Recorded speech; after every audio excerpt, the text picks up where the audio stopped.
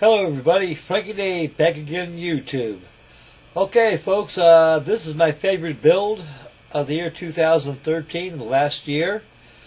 This model is the first model I've ever posted on YouTube. So that makes this thing my favorite build of the year 2013, last year.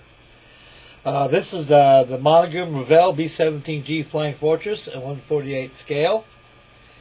And these kits can be found in almost every hobby shop that there is. But they always keep them in stock. And it's an old kit. It's a kit that came out back in 1975. And it's still being released and produced today as we speak.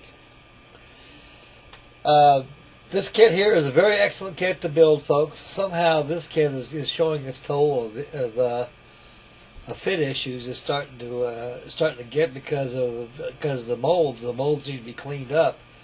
Cohen's has a Mike.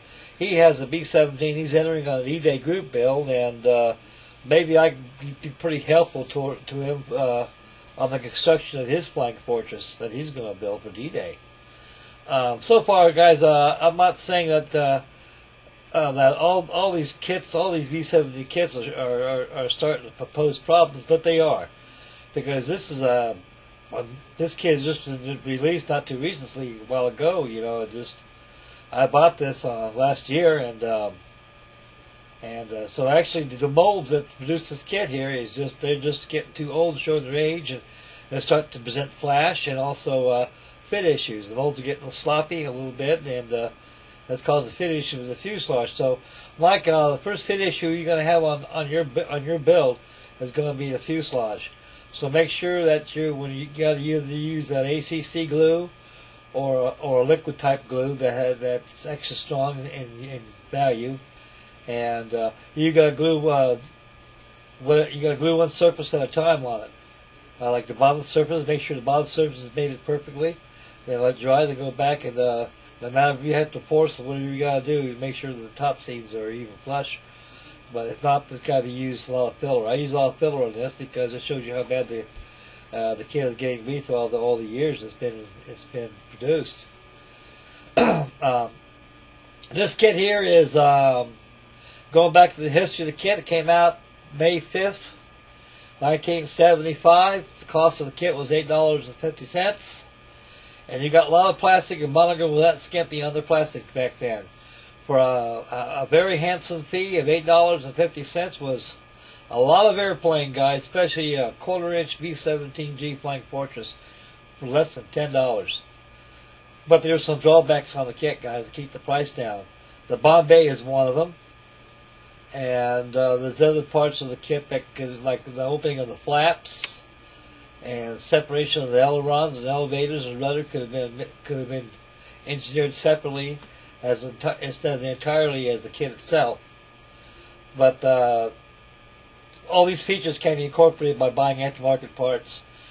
So only outstanding feature I've done in this kit outside and out of the box was open up the Bombay. Yeah, it took some time to do that, guys. The Bombay was built using a set of builder's plans. And it's got 4 of the 500-pound blockbusters on there. Okay, guys, we're closing on the fuselage right there, and as you can see, the canopy is on good and everything, and looks like it just looks like a typical B-17. Just came out of the box a while ago, folks. I think the caliber machine gun showed real well. The pop spins good. Looks like number 3 pop ready to fire up 9 times, and she'll fire up. And that's the starboard side of the fuselage right there. Those names on there shows you the stations where the crew members actually sat at in the aircraft itself. The wing walks again were used my favorite method by airbrushing white first and black on top of it. Then you use striping tape over the black and go ahead and paint the OD green. Pull the tape off, you got a straight wing walk, folks. There's the aft section of the fuselage, the empennage on there. Basing born color codes were all red. And the big A right there was Basing Born. That was the code letter for what bombardment group that was it belonged to. I think it was 93rd Bombardment Group. And there's the waist gunners windows are in place. There's more of the wing walks right there. Star and bars in place real well. The ice of boots are painted quite good. Propellers are painted black, flat black. Tips airbrushed white. After the white dried, taped off, went ahead and painted the yellow on there, the yellow cuffs. There's a Chowhound insignia on there. That belongs to Jerry Newquist. He flies United Airlines. Jerry Newquist flew 31 missions on this airplane. And when he did his missions over, he sent back to the States. And whatever bomber crew took over this airplane, to my knowledgeability, as history dictates, it was shot down over Germany. Probably from flak or aircraft, either way. There's the Bombay folks right there. And they got their tracking linkers on there, which pulls the Bombay in. It's all hydraulics in there. Their tires are all pre-made flat. It comes with a kit that simulates the weight of the airplane, which is an excellent good feature that model can put in this model. This model, incidentally, was on the original molds is unknown certainly whatever happened to the starboard side of the fuselage. This thing here is actually, this B-17 was actually produced on the basis of the visible B-17, when it showed you all the detail parts such as your ribs and your control cable lines and your interior details that are inside the fuselage. These are not incorporated on the port side of the fuselage. They've got to be done by the model itself.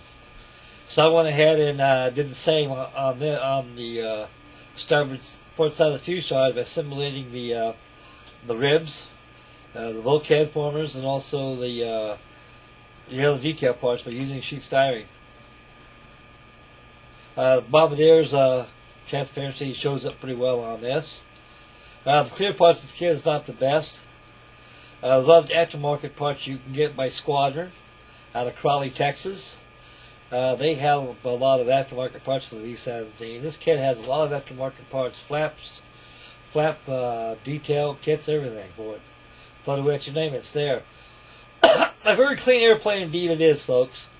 I elected to paint it factory fresh. I wasn't going to put some wash on it and everything look old and beat, as we all know B-17s look like. But this is going to be like a factory fresh job, so Jerry Newquist gets a fresh airplane, so sooner or later it won't be too fresh looking after 31 missions. And a few engine change outs. And parts here and there for the B-17s that are crashed and burned. And we're back off here, folks. Give you a bye-bye. And soon back in, I'll close up my video. And so stay tuned for my update video number 2 on my USS Arizona.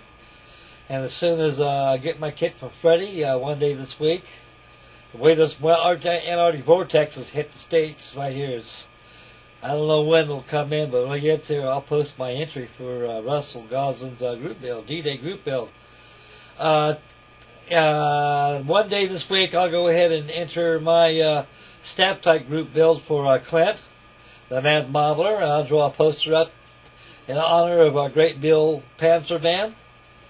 And I got Jake Cutler, Steve across the pond, my good buddy right there. I'll post my entry for his naval carrier aircraft group build. So, folks, there's a lot of group builds going up this year, starting as of now.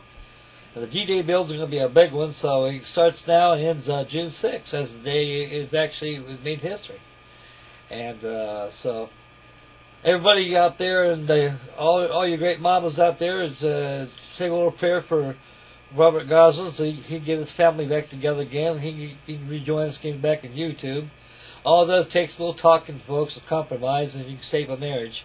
I hate to see. I saw his face. I saw tears coming. You know, he wasn't very happy. He was pretty well upset. And my heart goes out to him. So let's pray to God, the good Lord in heaven above the stars, that somehow the grace of His hand will touch his family and they can be back together again and save their marriage for their kids and everything else. So that does that, folks. That concludes my video. This is my favorite airplane of the year 2013, my favorite build. So stay tuned for tomorrow for USS Arizona build, number 2 update.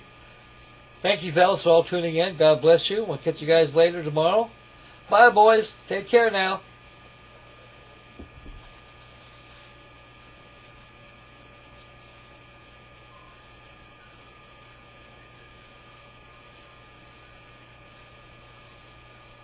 It's still tacky.